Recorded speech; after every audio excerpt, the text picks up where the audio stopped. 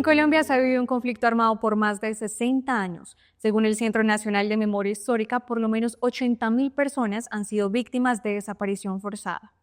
Identificar a las víctimas no ha sido tarea fácil. Sin embargo, hoy hablaremos de una de las herramientas de gran ayuda para realizar dicha identificación, la genética.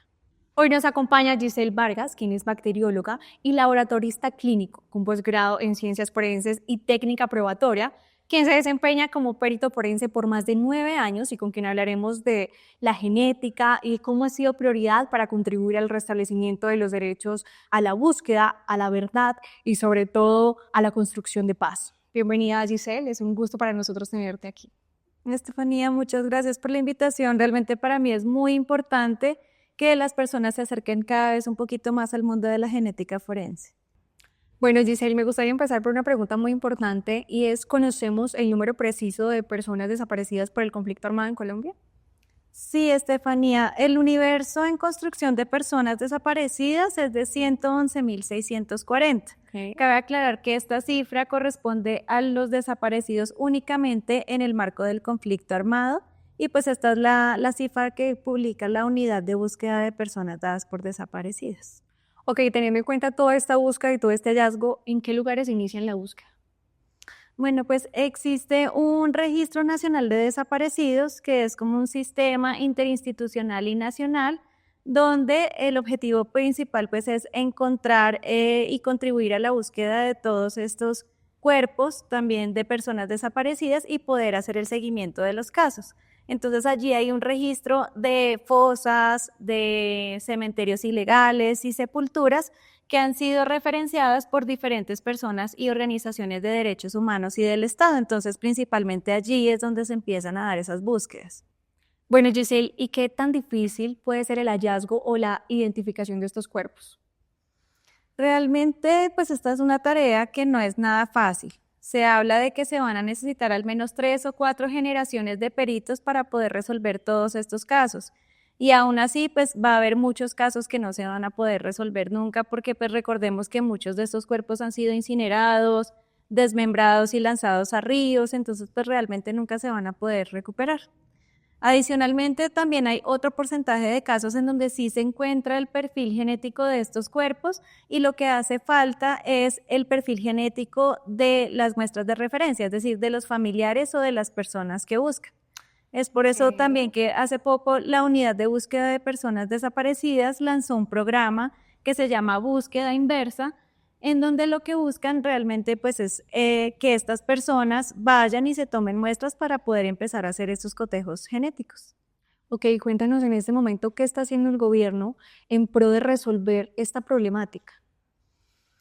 Bueno, pues desde la Ley 589 del 2000 se creó la Comisión Nacional de Búsqueda de Personas Desaparecidas para pues tratar de resolver este problema de desaparición en el marco del conflicto armado. Sin embargo, ya más o menos en el año 2017 se modificó esa ley y allí solamente podían ingresar casos que no estuvieran en el contexto de conflicto armado. Es por eso que más o menos al final del 2016 o inicios del 2017, a raíz de todos los diálogos que hubo en La Habana, del proceso de paz, diálogos que existieron entre el Estado y la FARC-EP, y pues también gracias a la presión que hicieron todas estas familias de las personas desaparecidas, se creó la Unidad de Búsqueda de Personas Desaparecidas, que es una entidad extrajudicial y humanitaria que trabaja en pro de resolver estos casos de desaparición forzada en el marco de este conflicto armado.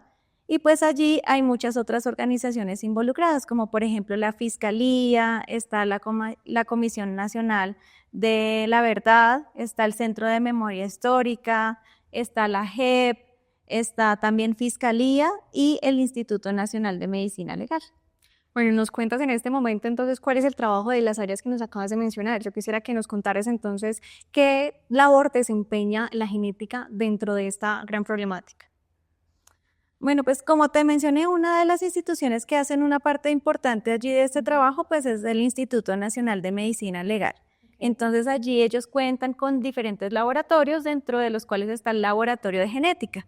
Allí pues ellos cumplen diferentes funciones, pero una de ellas es lograr hacer extracción de ADN a partir de diferentes restos humanos, principalmente piezas óseas, y con ese ADN empiezan a hacer cotejos con otros bancos de perfiles genéticos de personas que buscan. Bueno, Giselle, yo creo que muchas de las personas que nos están viendo alguna vez en sus vidas vieron algún programa de investigación o de crimen en donde el ADN da resultados en un minuto. Yo quisiera saber qué tan cierto es en la vida real.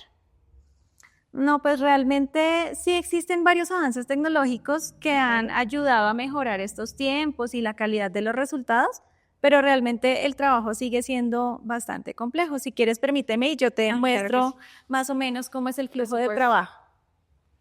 Entonces, pues en los laboratorios de genética normalmente lo que llega es un fragmento de hueso, principalmente se trabaja con fémur.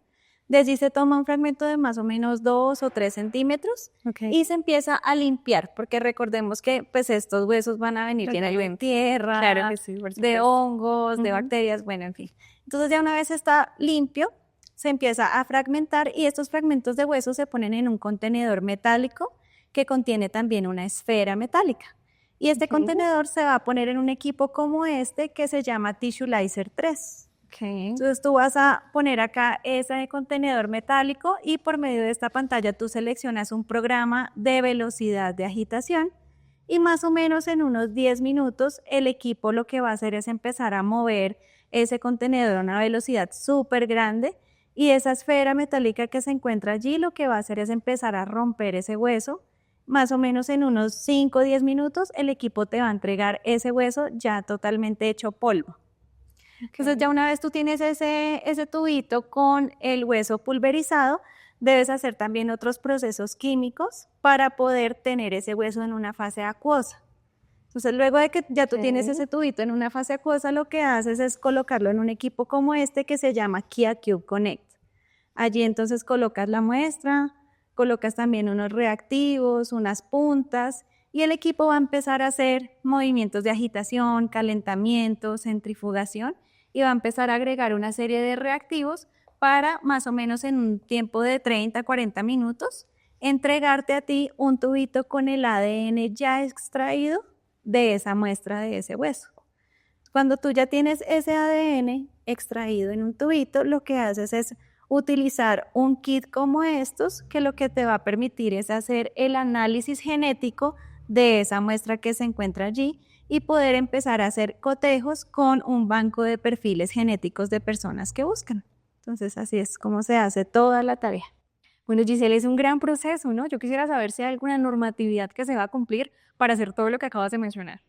Sí, Estefi, claro que sí. De hecho, pues todas estas químicas deben cumplir con normatividad para que sean resultados trazables a nivel mundial y pues que tengan esa garantía de que son de alta calidad. Claro que sí. A su vez, pues también los laboratorios de genética deben cumplir con toda la normatividad para que todos los procesos sean trazables y deben ser desarrollados por pues, peritos que sean altamente capacitados. Ok, súper.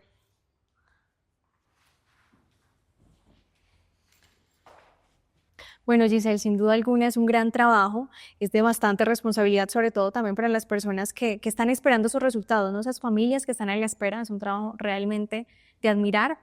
Para finalizar, me gustaría que nos contaras cómo la genética ha contribuido al hallazgo de estos desaparecidos. Bueno, pues en la página de la Unidad de Búsqueda de Personas Desaparecidas dicen que ya ha habido más o menos unas 319 entregas dignas, mediante las cuales estos familiares o las personas que buscan han podido recibir el cuerpo de su ser querido y han podido pues cerrar ese ciclo y hacer un proceso de duelo.